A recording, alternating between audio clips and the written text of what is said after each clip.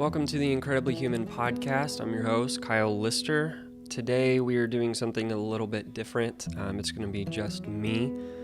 We're launching our Incredibly Human book club, which is going to be kind of this new adventure where we break down books and different topics and talk about different things, basically exploring what it means to be human. So we can also learn about ourselves and about the world. And books are a great way to do that, you know. So the first one we're going to be talking about is Suspicious Minds, Why We Believe in Conspiracy Theories by Rob Brotherton. This last year, we've experienced a lot of conspiracy theories. Conspiracy theories have been really a part of our lives for a long, long time, actually. So I was really interested in understanding kind of why, trying to make sense of it. And so this is a great book. This really dives into kind of the psychology and the how and the why and everything. So I highly recommend it. We're going to be breaking down some of this information on this podcast, but we're also going to be posting stuff on our social media, so look forward to that. So to be suspicious is to be human. It's absolutely normal. Every single one of us are suspicious in one way or the other. It's part of our DNA. It's who we are as people. We need to be suspicious in this world. But with that being said, what is a conspiracy theory? Well, a conspiracy theory is basically just a theory. It's unproven. That's what makes it a conspiracy theory to begin with. And this theory revolves around one or more conspirators who are attempting to do something sinister or wrong in the world. And so at its root, it's a theory. It's unproven. It's an attempt of trying to figure out something. But on a more human level, conspiracies are nothing more than human beings drawing themselves into story, a story of conflict where there's good guys and there's bad guys. And it's basically a belief system. It's an ideology rooted in fragments of truth. And the truth is there are bad people in the world who are doing bad things. This is very true, but conspiracies take this truth that there are bad people in the world doing bad things, and they create specific narratives around someone or a group of people, basically trying to find somebody to blame. And in the process of doing this, there's a lot of lies and there's a lot of deceit. You basically, with conspiracy theories, is you have pieces and fragments of truth that kind of create an outline, essentially, or just kind of give you glimpses of what this picture is supposed to look like. But then conspiracies come in and they try to fill in the void. They try to fill in all the gaps in the narrative so that it paints a picture. And usually it has an agenda. It's trying to vilify a certain someone or a group or a race or an ideology. It's trying to paint a picture to vilify someone and to set themselves up as being kind of the heroes who discovered this truth. So it can definitely be dangerous. It can be dangerous because it could be very wrong. And that's kind of what we're going to talk about in this book. But also, how does the mind work? Why do we believe these things?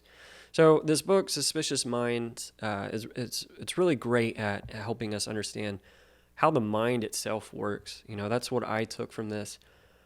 It breaks down a lot of things that about our psyche and our psychology, why we believe the things that we believe, and it helps us inform basically why we believe in conspiracies as well. All right, so the first point that we're going to talk about is the brain wants clarity and order. When it doesn't have this, it will find ways to fill in the gaps. Kind of how we just said a minute ago about kind of filling in the puzzle, painting the picture.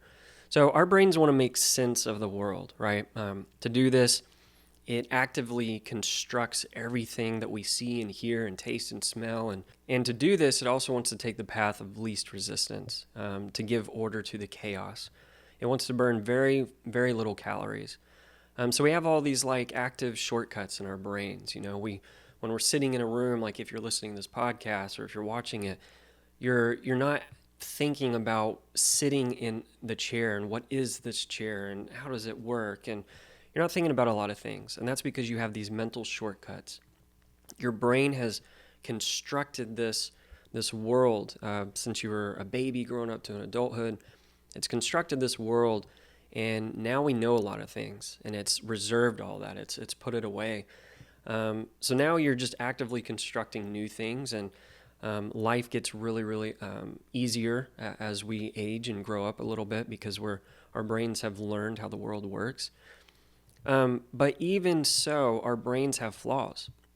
There's a study in Amsterdam that kind of took a look at this. So basically what they found out was, so when we're ambivalent about something, we have trouble making a decision.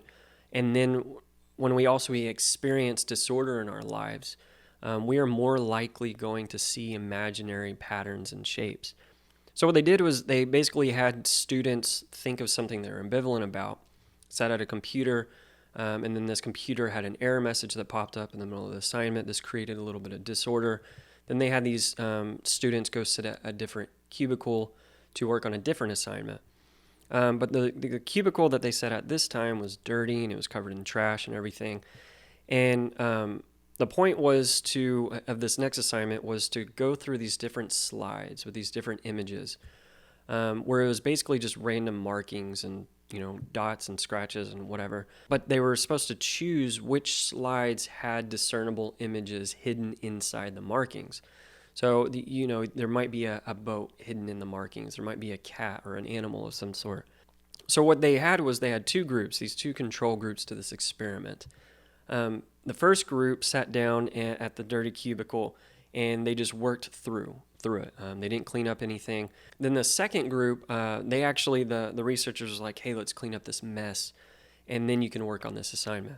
What they found was the group that cleaned up their desk actually saw less imaginary patterns, while the group that worked in the middle of this dirty cubicle, they saw more imaginary patterns and images. They saw things that weren't actually there. Why? Well, again, when our brains are stressed by disorder or chaos, or we have questions, or there's not clarity presented to the brain, it's going to do whatever it can to restore that imbalance. It's going to look for clarity and certainty. So those who cleaned up their desk before the assignment, their brains found restoration to the chaos. Those who didn't clean up their desk before the assignment, their brains connected the dots. It tried to fill in the gaps by any means necessary. It wanted to restore resolution that it was seeking. But the problem is that their brains connected dots that weren't actually there. It created images that weren't actually there. So the same thing happens with conspiracy theories. When an event takes place, a shooting, a virus that leads to a global pandemic, an assassination, maybe it's a plane crash or some type of event, whatever it is, et cetera, et cetera. There's a lot of chaos, and there's a lot of unknowns, and there's a lot of questions. So a lot of things that we don't understand. So a part of conspiracy theories is that our brains just want clarity. It wants to fill in the gaps. And so a lot of times we find things, we connect the dots of imaginary patterns, and we search for images that aren't actually there, as our brains are looking for that clarity. And this is one factor, essentially, into conspiracy theories. All right, number 2, conspiracy theories are the result of unanswered questions and our own natural instincts. So conspiracy theories have been around for a long time. They're rooted in our history. An example of that is in ancient Rome, there was this massive fire that destroyed 2/3 of the city. Naturally, everyone had questions. Why, how did someone do this intentionally? Soon the emperor at the time was actually blamed for it. Rumors are spread that Emperor Nero did this on purpose. And of course, he didn't want to be blamed for it himself, so he actually blamed Christians. And Christianity at the time was this new religion. A lot of people already hated them, so they were an easy scapegoat. So the result of this was he actually tortured and mocked Christians. Then later, historians actually recounted the story of that day using colorful and embellished language. They basically exaggerated history, claiming that Nero stood on the rooftops and laughed as the city burned, when in reality he was actually in another city at the time. Conspiracy theories often provide explanations to unresolved questions we have. Or maybe we're unsatisfied with the official answer, or there's contrary evidence that needs to be addressed. So consider things like 9/11 and or even today COVID-19. We have a lot of questions. It's natural. It's okay. How? Why? Who's responsible? Did Al Qaeda do this alone, or was the U.S. government involved to start a profitable war? Was COVID man-made and released intentionally to make money or to change and win elections? Again, there's always aspects of truth when it comes to this stuff that play a huge part in conspiracy.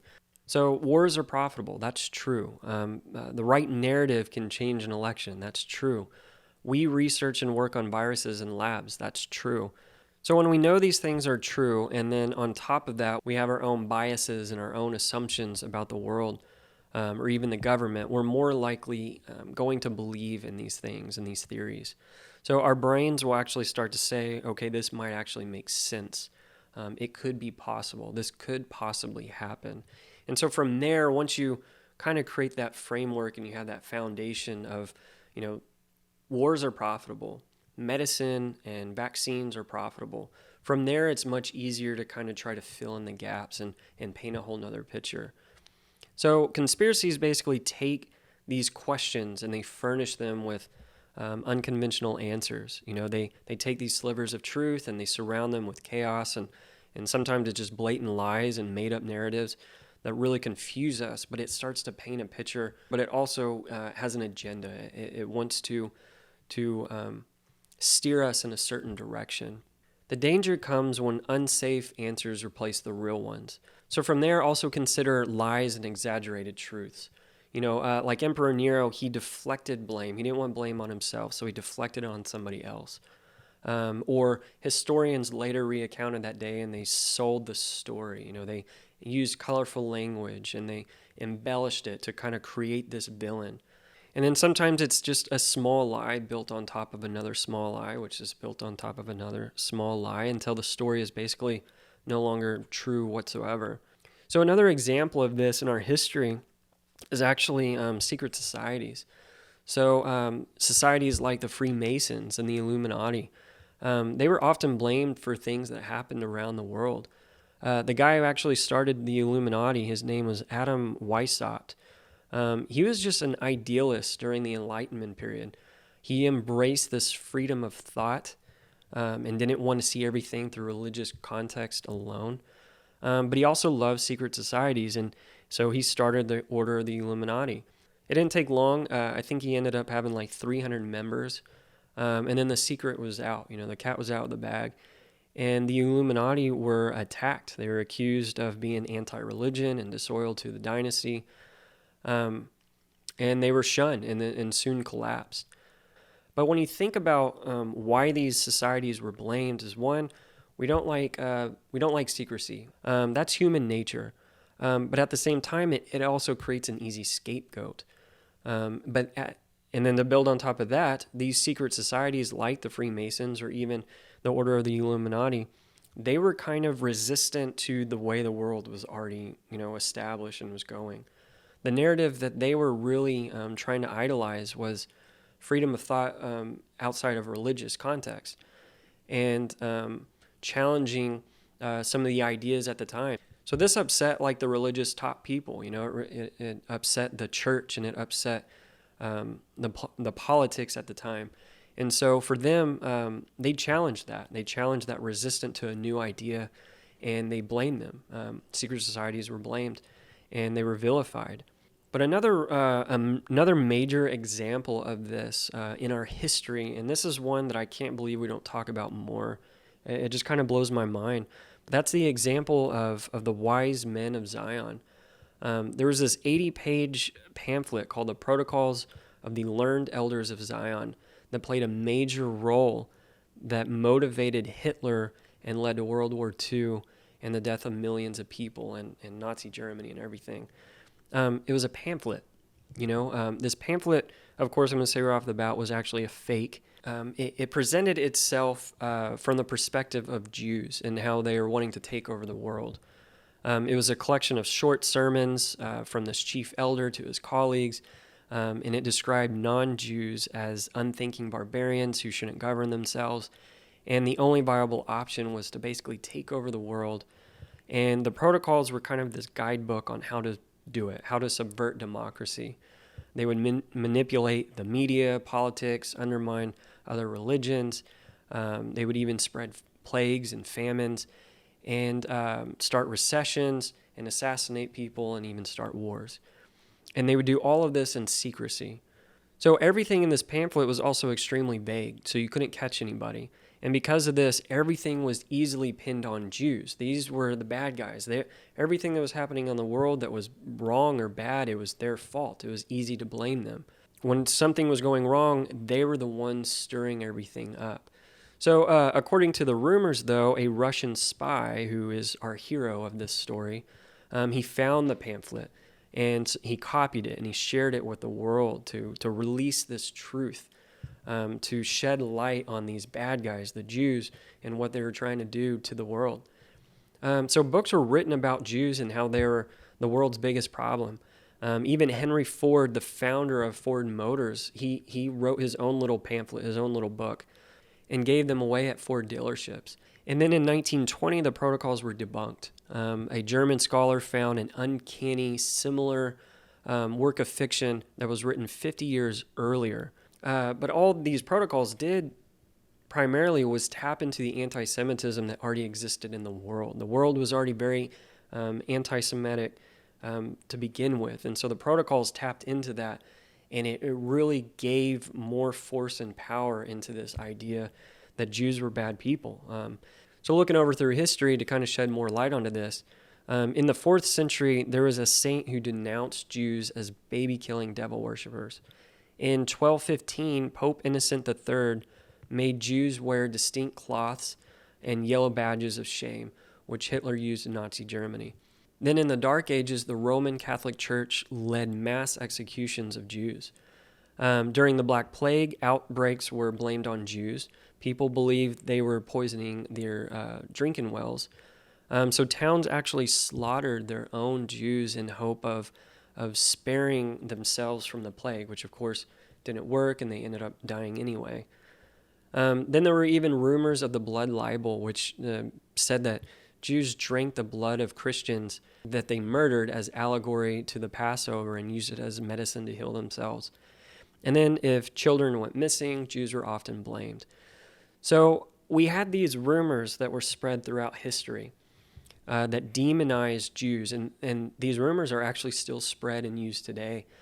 But they're also being used to demonize non-Jew groups as well. These last few years, we've heard a lot of these exact same rumors, these same storylines, basically, towards the Democratic Party, Hollywood, liberals, you name it, Jews, all based on the QAnon conspiracies. So QAnon, which has just kind of taken the world by storm this last few years, it's really just a modern day version of the protocols of Zion. It's based on this anti-Semitism and Nazism. It's just an updated version of it. And it's impacting a lot of lives. But anyway, so these protocols were shared across the world, and it built on that anti-Semitism that was already there. It made more people more anti-Semitic, and it created more anti-Semitism that wasn't there, all basically to vilify the Jews. And it highly motivated Hitler. He even quoted in his own memoir how the protocols were a huge part of his discord towards Jews. So all that leads us to our third point. Conspiracy theories can have dangerous results. So Hitler believed in the protocols. This belief led to 6 million Jews being murdered and 11 million people dying in World War II. He believed in order to restore Germany, he had to rescue it from the fungus and plague of the Jews. He even cited, like I said, the protocols in his own memoir. So most extremists actually believe something similar that motivates their acts. The Norwegian who killed 77 people at a political summer camp believed there was an Islamic conspiracy to destroy Western civilization. The Boston Marathon bomber, he also had a copy of the protocols. They also believed a certain thing about the government. The truck bombing of Oklahoma City that killed 168 people and 19 children. They believed the current government was the New World Order. So nearly every extremist around the world believes in some sort of lie. They have this view of the world that distorts them and motivates them to do something drastic. Why is this happening? What's going on? Well, extremist beliefs and even conspiracies, which often take on extremist beliefs, they point to enemies to hate and blame. It divides us into groups, and it even legitimizes violence as necessary to create change. So extremists draw on prejudices that they already have.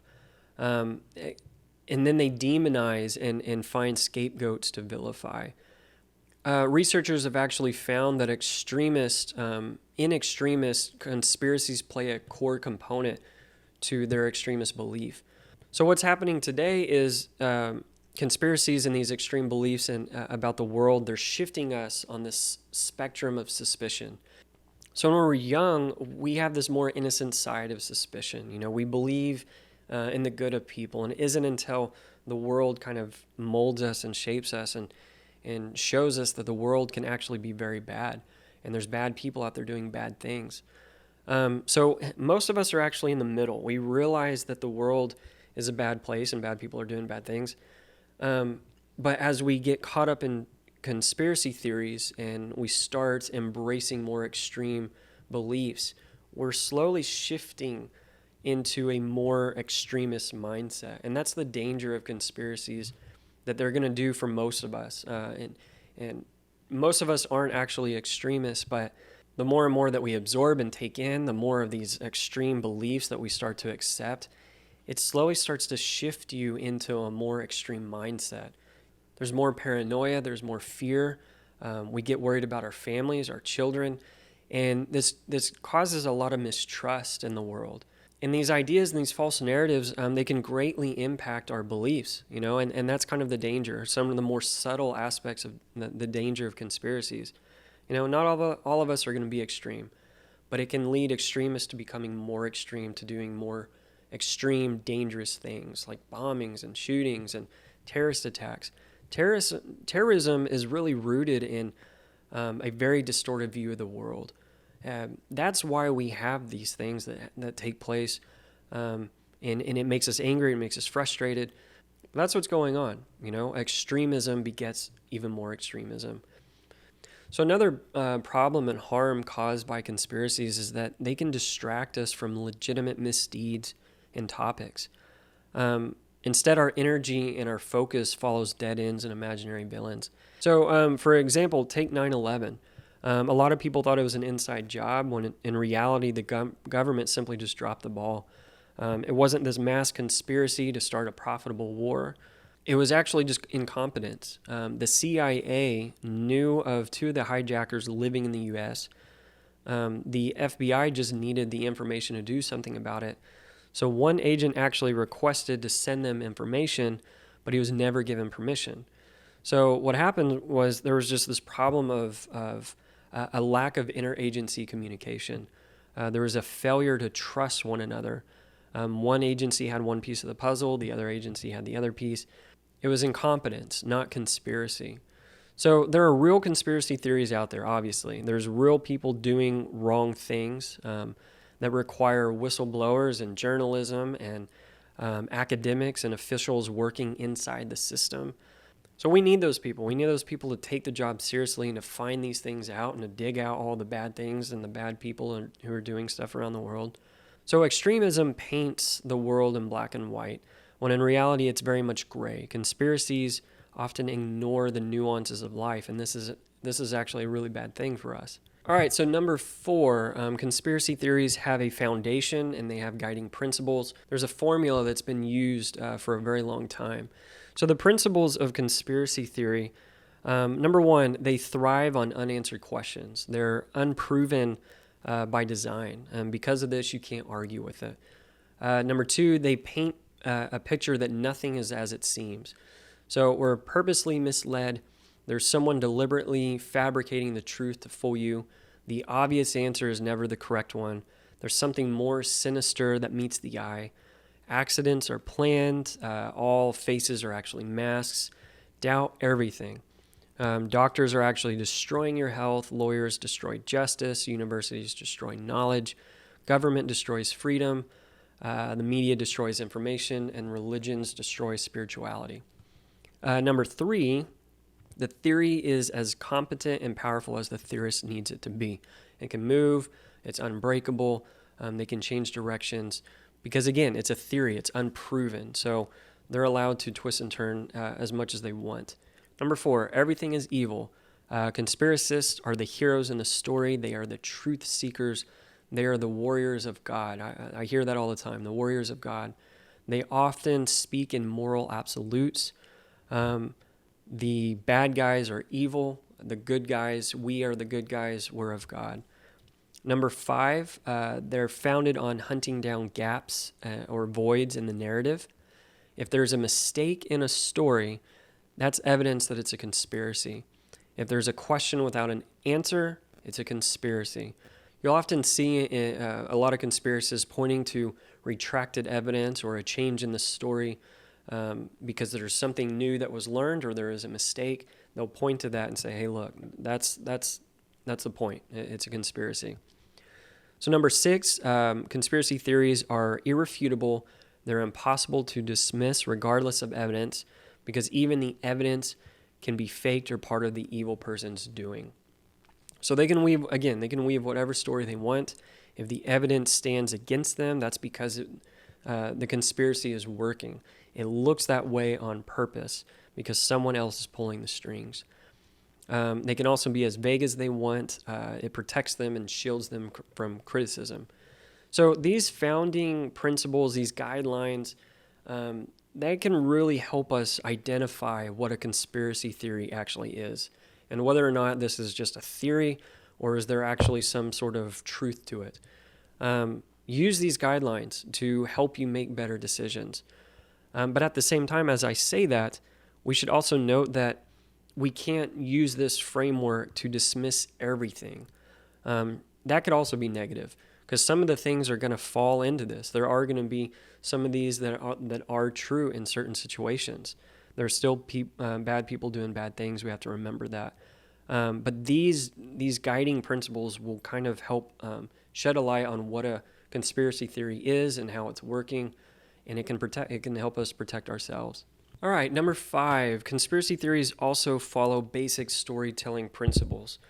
And this is something that we're going to actually talk about in another podcast because story is actually really fascinating in terms of what it means to be human. So that's going to be a whole nother topic because what we're kind of about to talk about right here, there's a lot to uncover. But basically the premise of this is the story has a formula. It's been this way for thousands of years. Our brains often see the world through story. It's kind of what gives us an identity, and it helps us understand the world, and it helps us kind of make decisions. It's really, really fascinating. So the basic plot of this is really the hero. There's a hero out there who's on a mission to fight the villain and save the world. There's this hero who's in some sort of conflict that he has to overcome. We see the world through story. We see ourselves as the main character. We see our religion, our country, our politics, even our favorite sports teams. We see those things and those aspects of ourselves as the hero. We're the good guys in the story. And those who oppose us, they are the villains in the story. We've already kind of touched base on this throughout this whole podcast. Hitler believed he was the good guy in the story and he was doing what was best for the world. And he needed to take drastic actions to take down the villain of the story.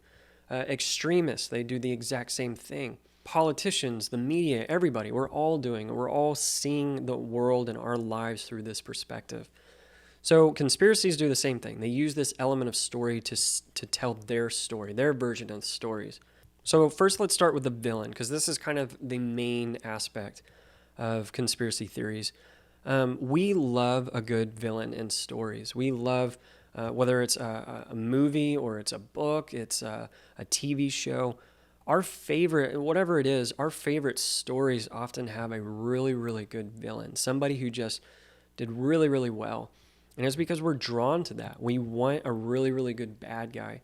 And the premise of this, and this is in life, is we need contrast. The world needs contrast. We need somebody who represents the badness of ourselves, the worst of ourselves, and then we also need something that represents the best of ourselves. The worse somebody else is, the better we feel about ourselves. That's essentially kind of the premise, this contrast, this good versus evil, the black and white, light and darkness, the good guy, the bad guy, God and Satan, heaven and hell. We create this duality of ourselves, this conflict, this inner conflict that we have in ourselves. And it plays a huge role in how we view the world. So the villain is really important to our story. We need there to be a villain, and we need it to be a good villain.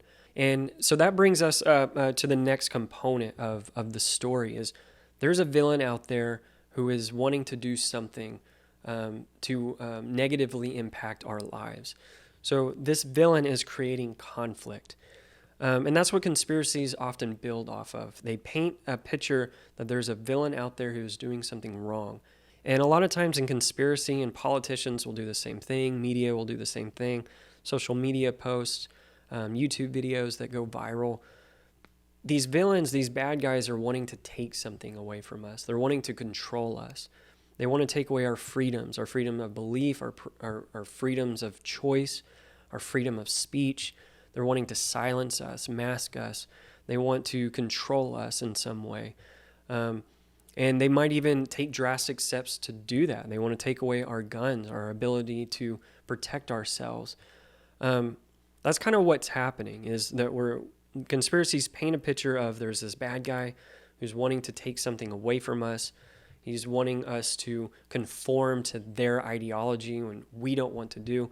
And then that leads to the hero of the story, who's the contrasting view of the villain. Same thing, again, this is what politics do. This is exactly what they do. Politicians play to this element of story, is they first have to identify a villain, and then they got to create conflict in our lives that makes us want to be the heroes in the story, to fight and resist what the villain is trying to take away from us.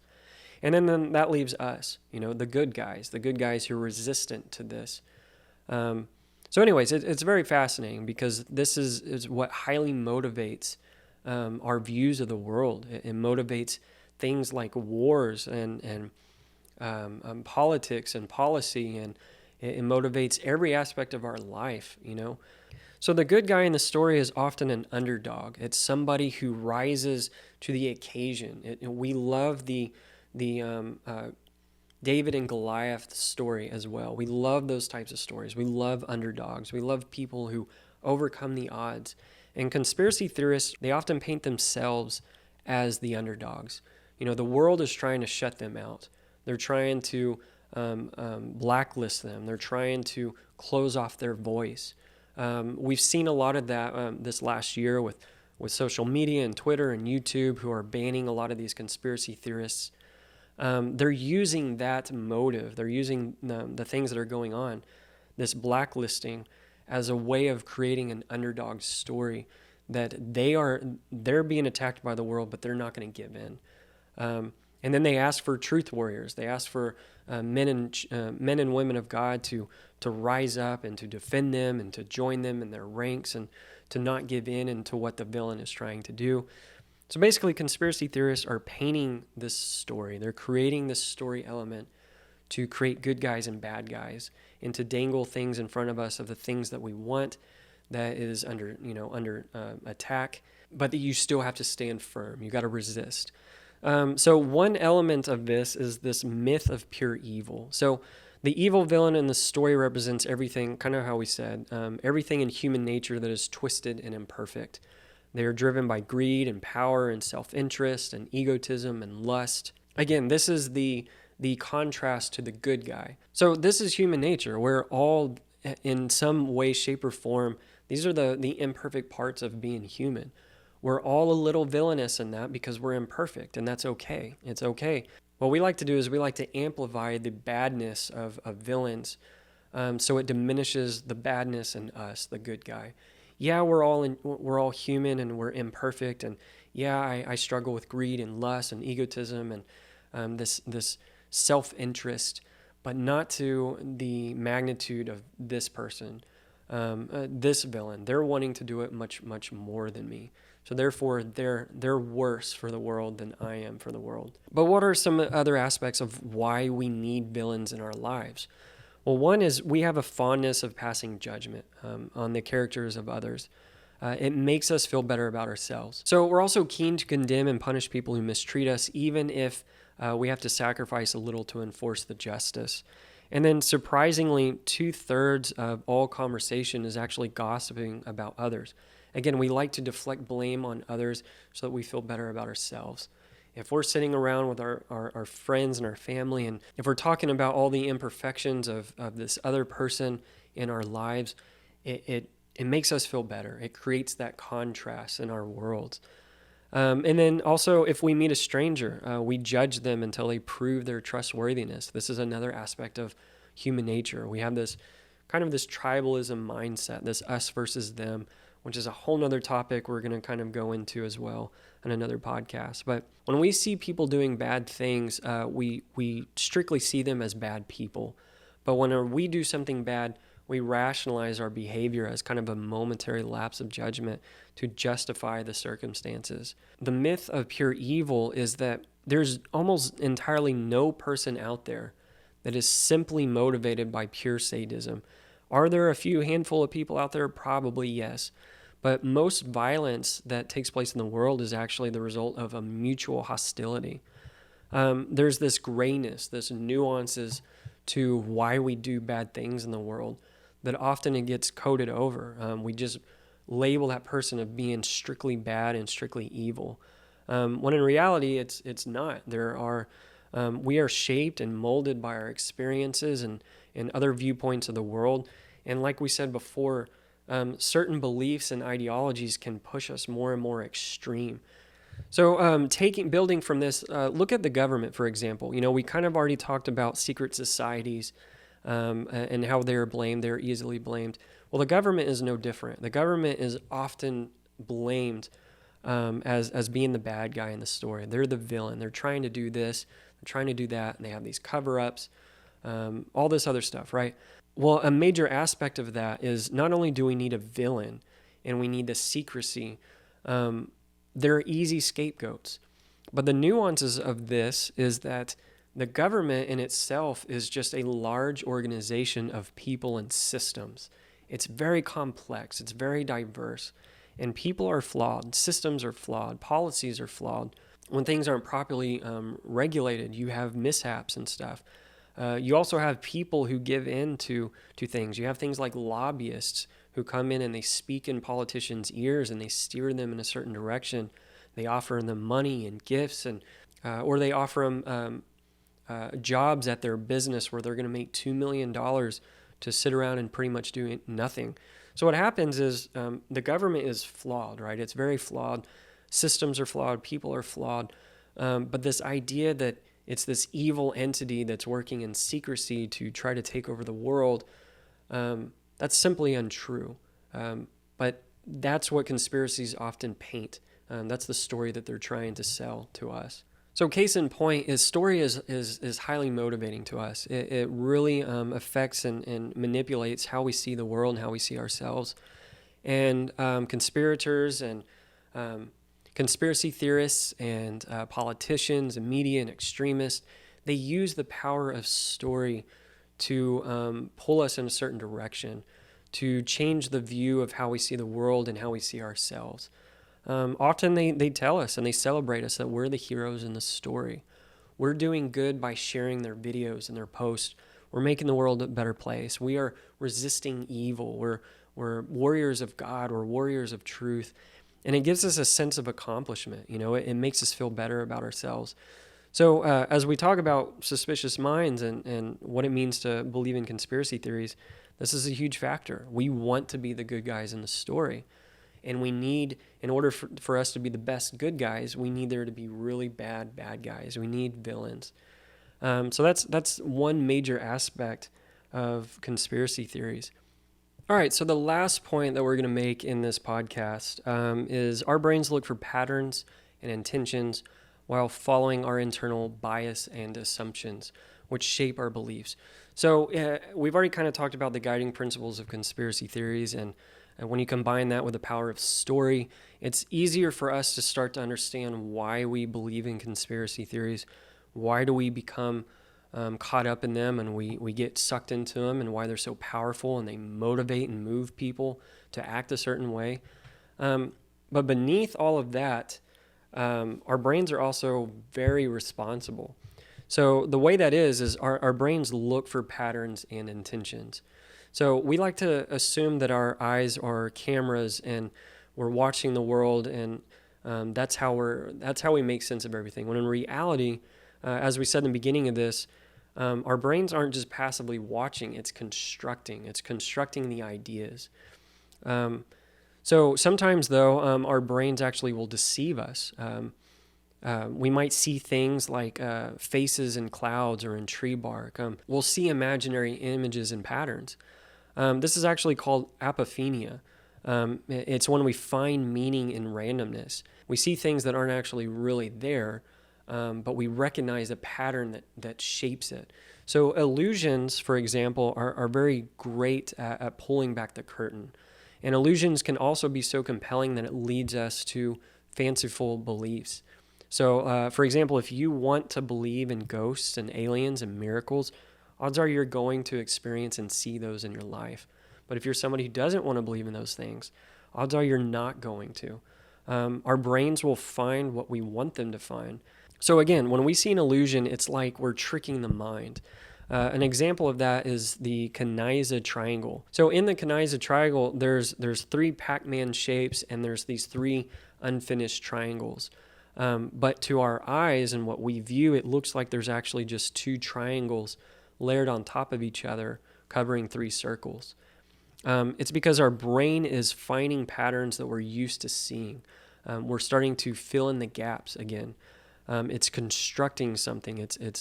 It's using the shortcuts that we've achieved in life to see patterns. We're good at drawing connections. It's partially what's helped us survive and advance so much as human beings. And another great example of this, and I might show a video, or you could look it up, is the Ames window. Look up the Ames window on YouTube, where I might show a little clip. I'm not going to try to explain it on this podcast because it's a little bit more complex. But even just searching like illusions, you'll start to see that the brain can be tricked very easily. So coincidences often feel like a pattern. This can actually mislead us. And coincidences are the lifeblood of conspiracy theories. Conspiracy theorists actively seek out anomalies that can be construed as evidence for a conspiracy. So a mantra that's often said is connect the dots. Only when the dots are connected will the picture be seen. So again, our brains are constantly looking for patterns. We see coincidences. We try to find meaning in them. This is a good thing. It makes us human. This is something to celebrate. What really separates us is our ability to find meaning in life. But so much so that this can actually be a dangerous thing. It can actually really mislead us into believing the wrong things about the world.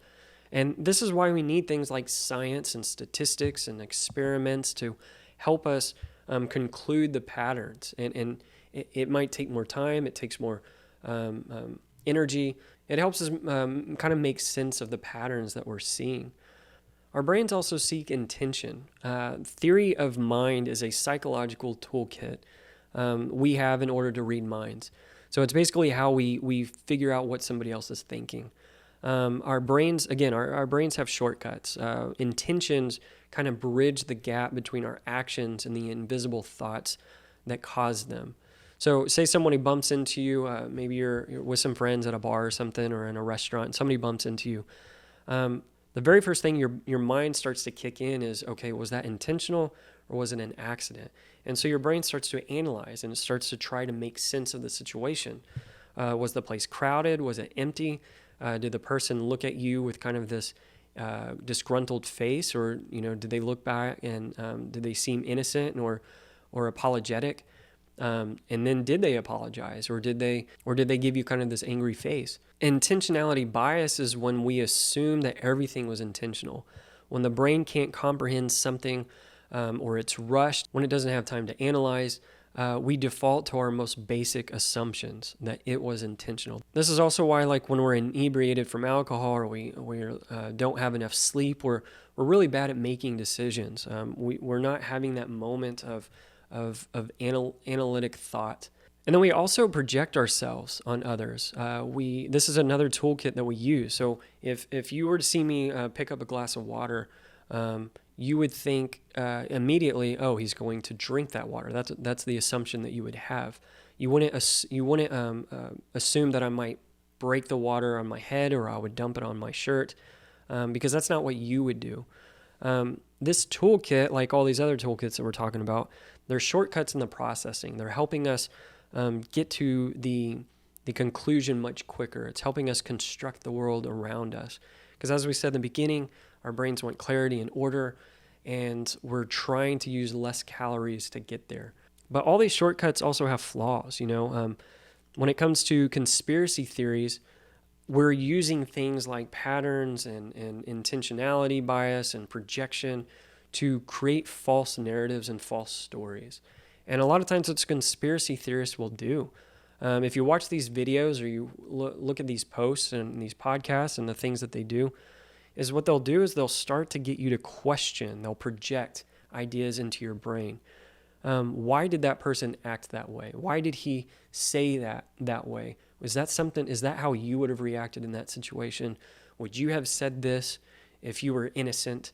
They twist and turn things around. They project these ideas, and they cause us to get confused.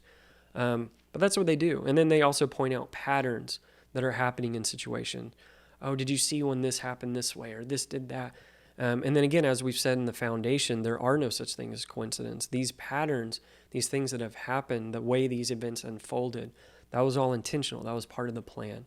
So this is kind of the flaw of the brain, and this is how conspiracies use these aspects, these shortcuts, these theories of mind, to help confuse us and help convince us of these conspiracy theories. But we also suffer from bias and seeking matching magnitudes.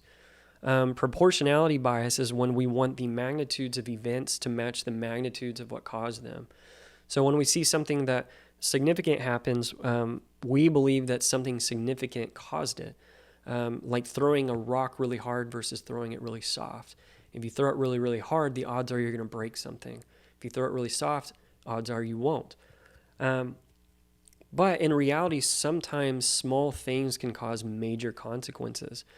We just have trouble believing that. Take COVID-19, for example. A virus, a small virus that is so small that you can't even see, has had major consequences that have affected the entire world. And not just in our health and whether or not somebody gets sick or doesn't get sick, but it's affected and it's impacted the economy. It's closed down countries. It's shut us off from our friends and family. It's created seclusion. It's led to depression. It's caused other major health issues. It's a lot of people lost their jobs and have trouble attaining work. It's affected the housing market. Anyways, this one little bitty virus has caused a lot of problems for the world. And that's very hard for a lot of us to believe. We don't feel like something so small and so tiny could have honestly impacted the world the way that it did, and especially from a natural occurring thing. It makes more sense to us that it was intentional, that it was released purposefully, that it's a weapon of warfare, or that it's a hoax, and this is all just part of this big plan to change and alter the world, to create chaos, and out of chaos rises power and greed and wealth and control. And so those are kind of the aspects you start to hear with COVID-19 and conspiracies in general. So another example of this is researchers studied proportionality bias. Researchers had subjects read two different stories and then choose a possible reason. For example, a plane loses control from an explosion and goes down. Story A, the plane crashes and everybody dies. Story B, the pilot safely makes an emergency landing. So when given a list of possible explanations, people who read the more tragic ending assumed a more tragic reason, like a terrorist plot or a malpractice from the airlines. But those who read a less tragic ending assumed that the explosion had a more mundane reason, like an electrical malfunction. So we do the same thing. This is exactly what we do. We want the causes to fit the effects. It doesn't settle well with us when it doesn't. Again, we crave meaning. We crave coincidences as being the answer to our life's paths. So one of the last things we're going to talk about is confirmation bias. This is when we seek evidence to fit our expected assumptions about the world. Confirmation bias kicks in as soon as we get an idea in our head. We find evidence that fit our assumptions, and we also choose not to look for evidence that may prove us wrong. We avoid any doubt whatsoever. This is the same thing that happens on every aspect of our lives. So this is one of those things that you look in the mirror and you say, am I doing this? It affects our views of the world, policies, politics, these hot topic issues that we have.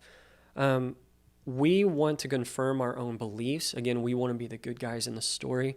We do whatever we can to confirm those beliefs, and that's what bias is. So bias assimilation is when we interpret ambiguous events in the light of what we already believe. So take an example like mass shootings. Gun control activists see mass shootings as a reason for stricter laws, whereas pro-gun activists see mass shootings as more of a reason to actually carry guns. This is bias assimilation. This is our own internal biases pulling us in a certain direction.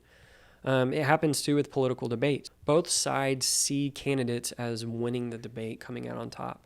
As sports fans, when we see refs calling good or bad calls, good calls for the opposing team, bad calls for us, that's bias. Both sides of the ideological divide think that their beliefs are based on the best available evidence.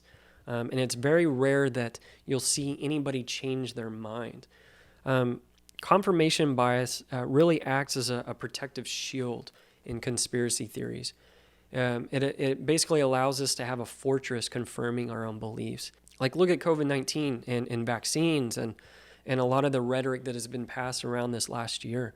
Confirmation bias has been a huge factor. All we're seeing are people doubling down on their beliefs and what they already have, regardless of evidence. Whether it's you think COVID is real, if you think that it's serious, if you don't think it is, if you believe it was man-made, if you believe it was naturally recurring, if you believe it was released purposefully to change the election, to create a chaotic world, to control us, all these other things. Same with vaccines and whether or not they work. Are they making people more sick? Are they killing people? Confirmation bias is kicking in for a lot of us. So instead of approaching the conversations in an unbiased manner, we're approaching it with our own internal bias. And this can be a really bad thing.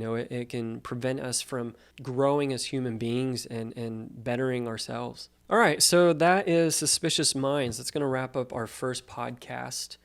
It was a little long. We talked about a lot of good things. I hope you enjoyed it. We're going to be giving away a couple of these books to people who share posts on our social media and follow us on YouTube and all that stuff. Or we're going to do a drawing to win a copy of this, and then we're going to invite some people to talk about Suspicious Mind on our podcast. So stay tuned to that if that's something that you want to do. I highly recommend that you pick up this book, read it, challenge yourself to see the world a little bit differently. Question your own internal bias. Again, we're human. It's natural for us to be suspicious. Our brains want clarity and order. When there are questions or gaps in the narrative, we want to find answers.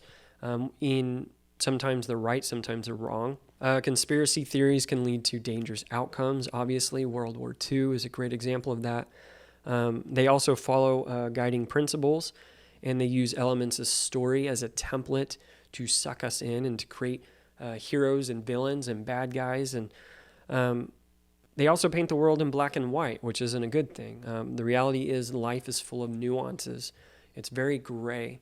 And we need to understand those nuances. We need to talk about those nuances. We can't live in a world that's black and white. But there's also a lot of psychology behind of conspiracy theories and our suspicion and why we believe what we believe.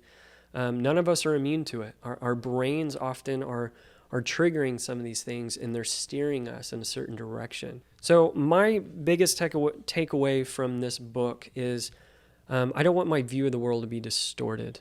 I don't want to be paranoid about everything. I want to trust people. I don't want to see everything in black and white. I want to understand the nuances of life. And we have to protect ourselves from our own suspicion. Sometimes it's warranted. Sometimes it's very fair. There's a lot of bad people doing bad things, obviously. But we also need to make sure that we're not vilifying people who don't deserve to be vilified. That's not good for us. It's not good for the world. We don't all have to be heroes and villains. We can all be heroes, and we can approach things in a way of bettering the world together. So I want to wrap up this podcast with a quick anecdote of my own life. Back when the Sandy Hook shooting took place, I remember I was very distraught and I was emotional, like most of us were. There was this event that took place where children were killed, and it was very, very heartbreaking, and it brought up a lot of emotions and a lot of feelings and a lot of thought about mental illness and about gun control and about violence, and it brought up a lot of things that we needed to talk about. And shortly after that shooting, there was a lot of conspiracy theories going around that it was a false flag, that it was all staged, that it wasn't real. And I remember watching one of these videos that was going around, I think on Facebook at the time. And there were moments where I was actually getting sucked into it. I was seeing these patterns in the story that was being painted. All the things that we just talked about in this book were on display in this video. And for a few moments, I was starting to question things, and I was starting to have doubt. And when I snapped out of it, I got very, very mad at myself. I was mad at the video, and I was mad that people were sharing it and people believed it, but I was really, really mad at myself for falling for it. It was taking something that was very tragic, pain and loss of these parents, and this terrible thing that had happened, and it was twisting and distorting it. And I fell for it for a moment. It wasn't long. It happened very momentarily, but there were moments where I started to question the narrative. And ever since then, I've decided to put up a shield when it comes to things I see on social media, when it comes to conspiracy-minded videos. I've wanted to protect myself. And that's why I think it was so important that we talked about suspicious minds and what it means to be human, is because we can't take these events that happen around the world, these tragic things, and let some alternative viewpoint distort the thing that happened, the tragedy, the loss, and distract us from the real discussions that we need to be having. So that's my own little personal story that I wanted to wrap up in this podcast. I really appreciate you listening. Please go read this book, challenge yourself, look in the mirror, and let's keep growing as a humanity. Let's grow as people, and let's learn about ourselves. That's the point of this book club. So I hope that you continue to enjoy these podcasts and listen, and I appreciate it, and y'all have a great day.